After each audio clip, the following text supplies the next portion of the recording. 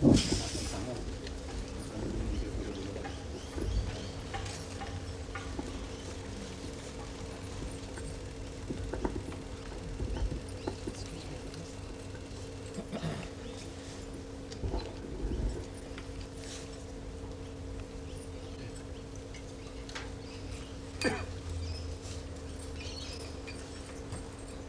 is the anniversary day of the wedding, and I have allowed them to celebrate it because marriage is very important in Sahaja. It is one of the most important things for Sahaja Yoga that one should get married.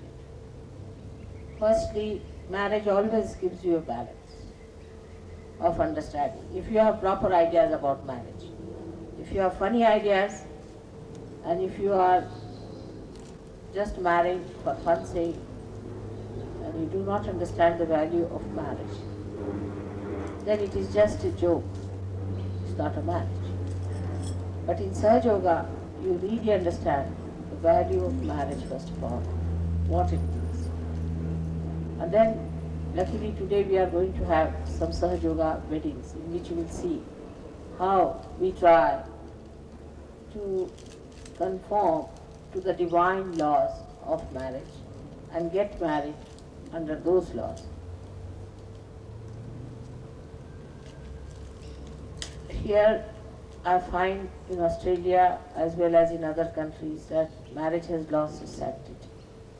People don't understand that by doing sin against the marriage, they are committing such great sins that many generations will have to suffer for this kind of thing.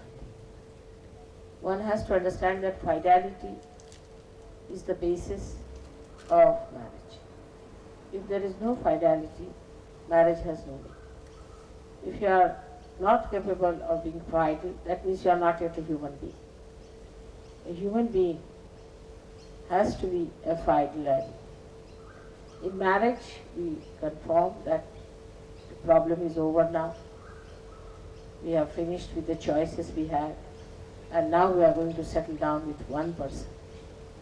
And the sharing of life, even absolutely private life, is with one person.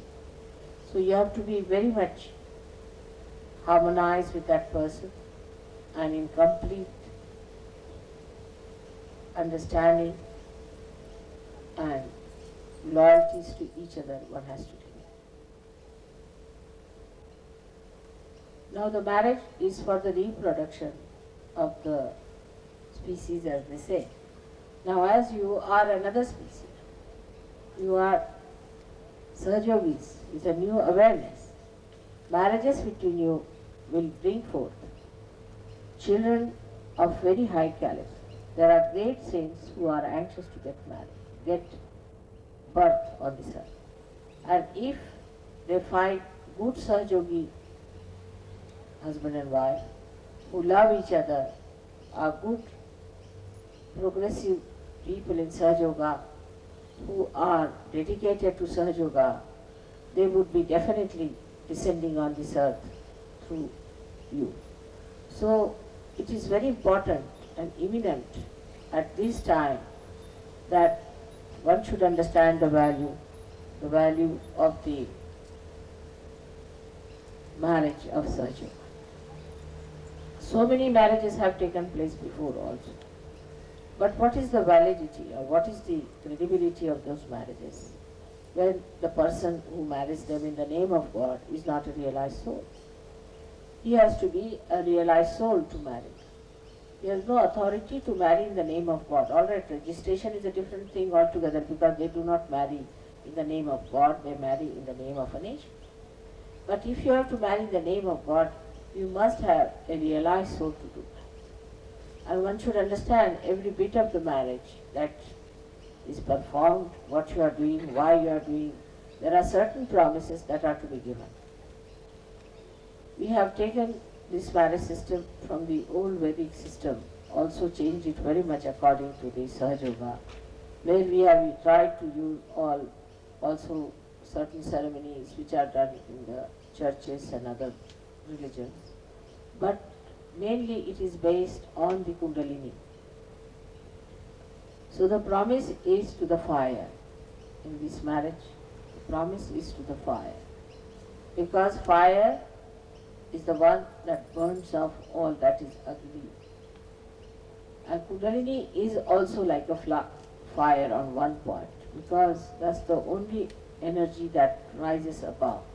See, so like the fire goes upward, the Kundalini also rises upwards.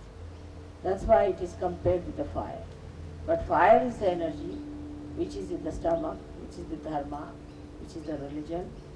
The religion of the Sahaja Yogis is to keep in the center, not to go to extremes. And when they get married, by their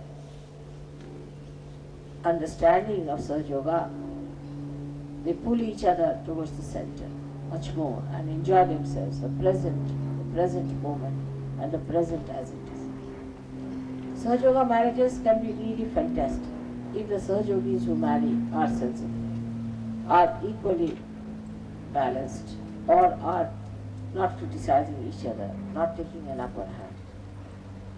It is possible for one Sahaja Yogi to marry another one to gradually upgrade that Sahaja Yogi. It is possible also to degrade. If another Sahaja Yogi is more powerful or negative so much that it can degrade also another person. It depends on your quality to be upgraded or degraded. So marriage is a very big blessing in Sahaja Yoga, because all the gods and all the angels are watching these marriages, and they will see to it that these marriages are successful. But if you are bent upon making them unsuccessful because you still have the same kind of an awareness which you had before, and you want to go to the same, it can fail also, like animals. If you live with the animals, even human beings can become like animals. So the Sahaja Yogis must know that their awareness is changed, they are different people. They have to live with Sahaja Yogis and not with other human beings who are not yet realized. They can talk to them, but they must know that the Sahaja Yogis are at a very different level of awareness. If they realize this point, if they understand this simple point, that their awareness is very different, they would adjust much better in married life. There's no divorce in Sahaja Yoga. We do not think of as divorce, but there's nothing forced. I mean, if they fail to live together, it's a shame, but so far we have had no divorces. But as the people are coming from every sort of culture and thing, there is a possibility that people may like divorce, legal. But in Sahaja Yoga, there is nothing like divorce.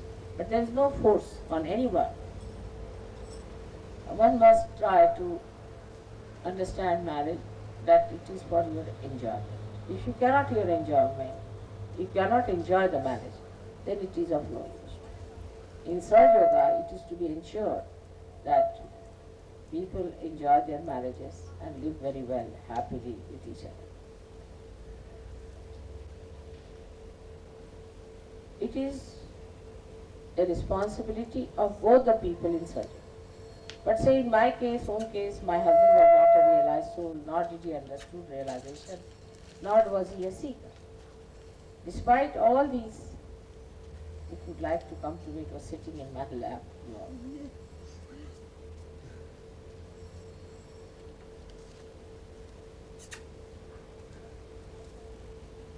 And despite all that, see, I didn't get upset or anything. I didn't push him.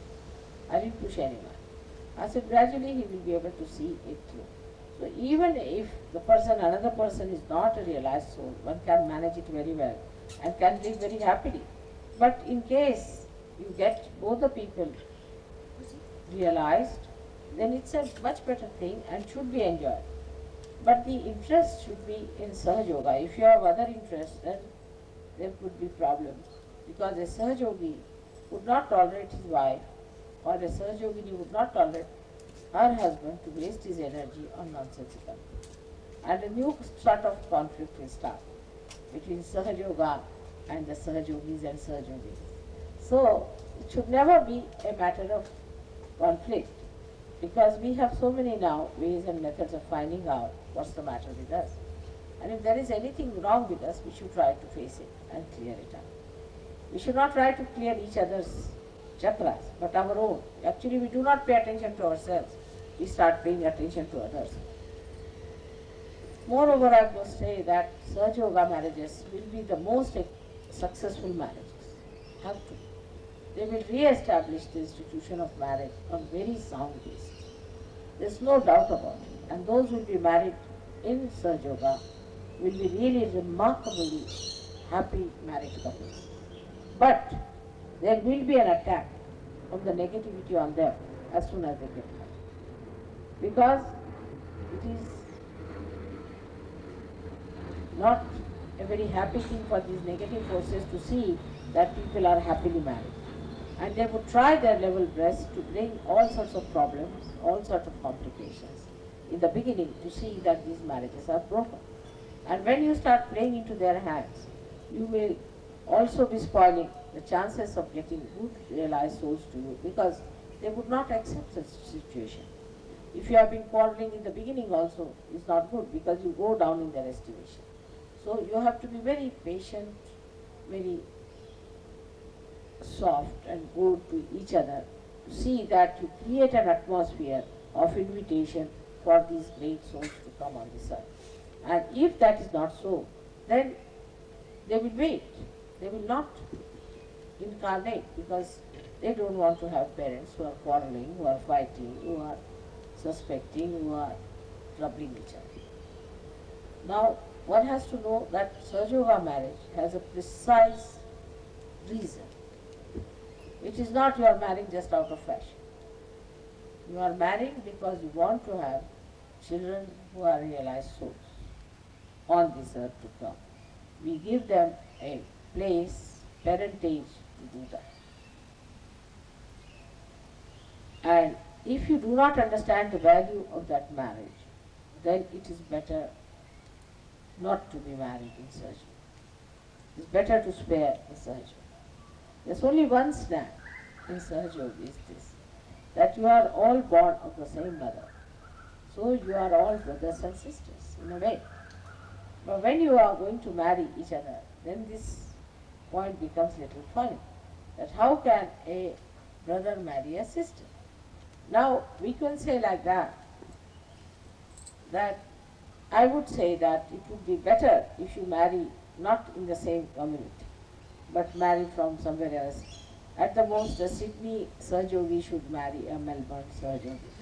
Some distance should be like that, so that it is kept like not brothers and sisters. Should be better. But I have seen when this happens, there is more conflict. Because they still carry on with the idea that they are from Melbourne and another from Sydney.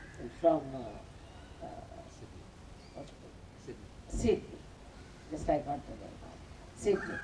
Now the Sydney and Melbourne should not be a matter of conflict. Because as soon as they start quarreling, they say, oh, you Melbourneian, I know you are like that. You say, you Sydneyans, you are like that. And immediately you become like that and you start quarreling about it. So you must know that you are not a Sydneyan or a Melbourneian, but you are nothing but a Sahaja Yogi. And Sahaja Yogi has no caste, community or any race or any religion, or also no bar of any nation. Whatever nation you come from, you are a Sahaja Yogi, you are a universal being. You are. You can feel the vibrations of anyone sitting down here, whether he is from Hawaii or from America, doesn't matter. So when you can feel about everyone, that means you are no more belonging to any community or any particular country. You are a universal being, and that's what we have to do. We have to create more universal beings. And to expedite that, we want to get these great souls on this earth. So it's a very important work. They have to be on this earth because they are the great channels for this divine work. Once they start descending on this earth, the real ones, it will all expedite. It will be such a great, you don't know, it will be such a great sudden explosion of Sahaja Yoga. You'll be amazed how it can grow faster with these people coming down. And we should try to make such arrangements that we get the real blessings of those people that they come down on this earth. It's very important. So I would request you to think about the marriage from a new angle and from new ideas by which you can really understand the value, value of these marriages. And then you make it a successful marriage and not a failure, a nonsense of it. That's such a great simple thing to do because you are married before real life shows. So there is no question of being just married like other people are married and then they take a nameplate on their car saying just married, and they are going to a divorce case. There cannot be such a thing for surgery. It's a serious thing. If you are not serious enough about it, better not. If you have expectations about marriage, it is better not to. It is better not to marry. Nobody is going to force you to marry. Just say, no, not at all, I'm not ready. But if you are going to go on like this, you are really be harming Sahaja Yoga in the worst possible way. It is like stabbing Sahaja Yoga from the back. So there is no need for you to get married in case you do not want to have it. On the contrary, it would be better that there are many married couples who can produce children. And they can have those great people born to them. But if you think that adjustment and all that means all kinds of these old ideas of married life, it's better that you do not get married. It's a new heavenly marriage for which you should be prepared to receive the beauty and the blessings, and also the greatest of greatest, the ultimate meaning. I hope you will understand that Sahaja Yoga is emphasizing on marriages. And we do not believe in any asceticism, running away from family life. We believe that family life is the most important thing. We have to establish it very well on this earth, and that we have to see in these beautiful nests of divine love that great souls are born, and we have to continue it. There's no escape from having a very good married life. And I wish you, all of you, that you will have a very good happy married life, and those who are not married, I wish them that they also will have a very happy married life. Now I've been married, I think 36th year is this my marriage today. So many years have passed, but still I feel like a bride with my husband, because really we have been very wise people to live like that. And of course there are ups and downs, but ultimately one feels very different about the whole thing. He has sent a beautiful letter today, thanking you all for your kindness shown to me and for all the kindness you have shown to him. So we should have the puja this today as a Graha Lakshmi. You are worshipping me as a Graha Lakshmi in you, and which is very essential also, to worship me as a Graha Lakshmi, because you all have a problem with your Graha Lakshmi. That's the left now. So I hope it will work out better for you, and we'll start with that puja. After this short puja that we have, then we'll start with this Devi Havan, because this we have not been able to do so far, and this is very important. We have to somehow or other manage it. Today, if possible, we should do 1,000 names. It would be a very good idea.